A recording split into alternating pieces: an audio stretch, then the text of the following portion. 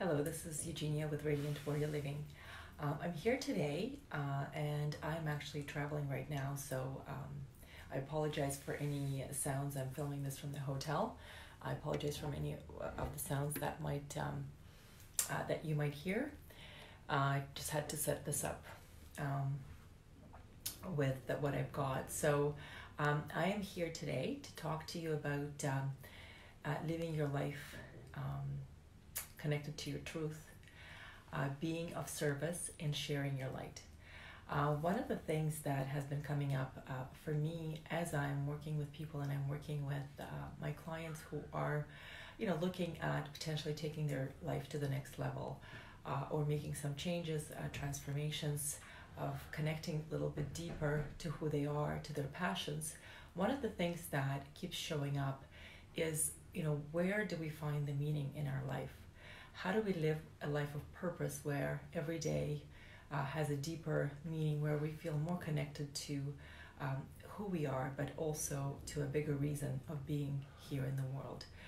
A lot of people I find ask themselves a question of, why am I here? What am I doing with my life? Especially when you get to the afternoon of your life, as Wayne Dyer called it. So, if you get to a point of, in your late 30s or early 40s, especially when the first part of life where it is about searching, it is about proving to yourself and to the world that you're worthy, that you're capable of doing things. By that time, usually people have a family, have kids. There comes a point where you start looking at your life and there's something missing. And the missing link could be a few things. One of them could be, it's missing the deeper connection with who you are.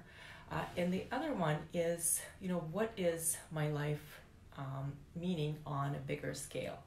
Do I, bring my light into the world? Do I share enough of myself? What am I going to leave behind after I'm gone? So these are all the questions that keep coming up for a lot of people that I've met, that I work with, and for myself as well. So I find that all of us, want to be connected and want to make a difference in this world.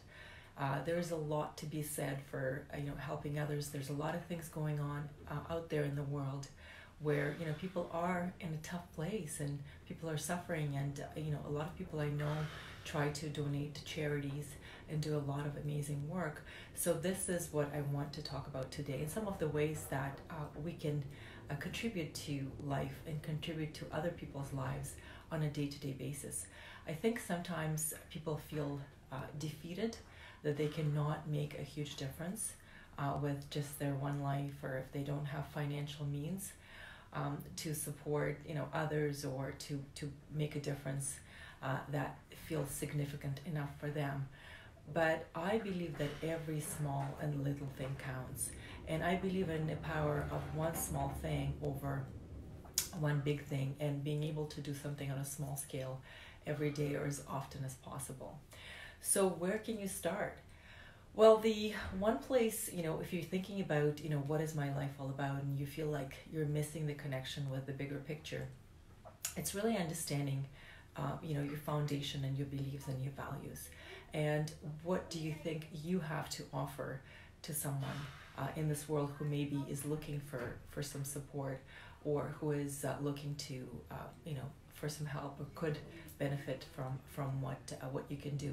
So, it could be somebody in another country, another continent, but it also could be someone in your city, in your town, and being able to connect to a charity organization that supports your beliefs and your values. So if you believe in kids, and if you believe in the future of our world, and kids being a big part of it, you can, there's the Big Sisters, the Big Brothers, there's a lot of organizations who support kids that are, in need of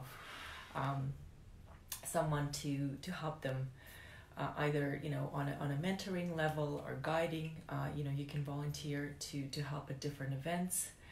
There's children aid societies here in Canada, where there's different volunteer events that take place. You can be on a board of an organization if you want to make a difference from a point of view of governance, and being able to create certain policies and processes for an organization that supports various causes. So there's many different ways that you can get involved. The other way that you can get involved is if you know somebody in your community. If you have neighbors who maybe have children, or older neighbors, seniors that might be requiring help. I think it's all about awareness and creating awareness for yourself, and looking, sort of outside of your world of sort of your kind of immediate connections, and seeing who is out there. I think once you start paying attention, you can find lots of reasons to to connect to the community and to be of service. So I definitely recommend opening kind of your eyes and doing some searches on the internet, and asking around. And you can go to your local community center or local YMCA. There's always opportunities to connect to families, to connect to kids, to connect to seniors. There's lots of senior homes. I know of people who have pets and have been, if you have a very pet who is very friendly, and a puppy that you could bring to a senior home. These people feel lonely, and your help would be of much appreciated, and you'll feel so good about yourself.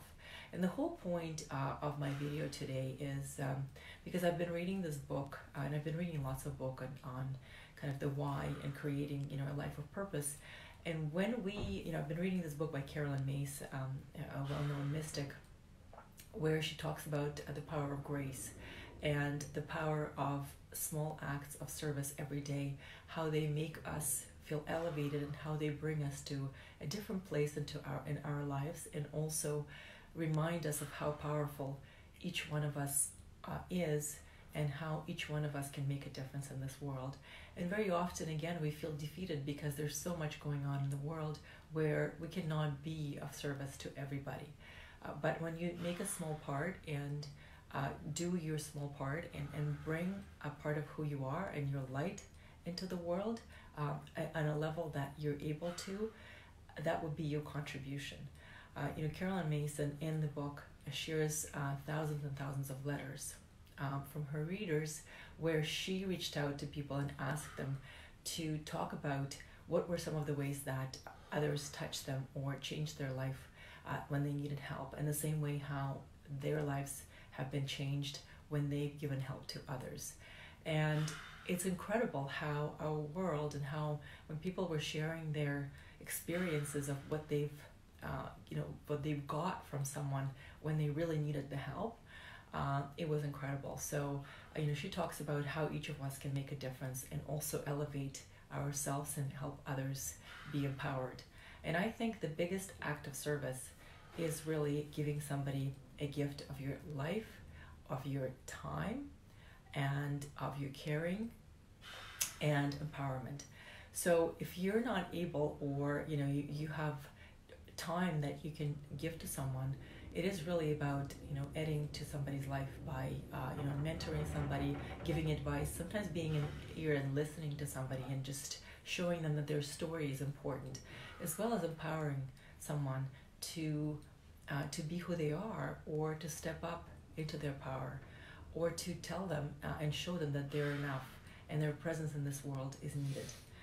There's many examples that are presented in the book, but one of the examples that I find fascinating is, and I've heard it a couple times, is there was a young man who was crossing the street, and he was telling the story of how he was crossing the street, and he was really in a bad place in his life, and he felt really, really down, and he was on his way trying to plan his suicide, and kind of trying to figure out the ways that he would do it. And he was crossing the street, and as he was ready to cross the street, there was a woman in the car who stopped and smiled at him, and showed him and gave him the right of way to go ahead.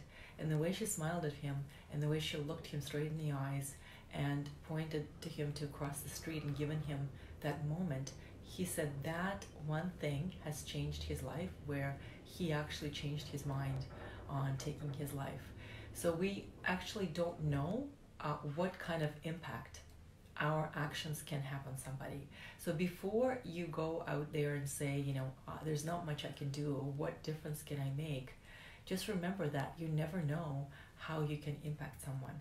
One of the things that was a huge revelation for me from this book is that a lot of the times people who got the help were not able to thank the person that helped them, because they were a complete stranger and they weren't able to really express what was going on in their life. But that help was very timely, and sometimes it was very out of the blue. They were walking on the street and somebody did something for them, or there was sort of a situation where somebody stepped in.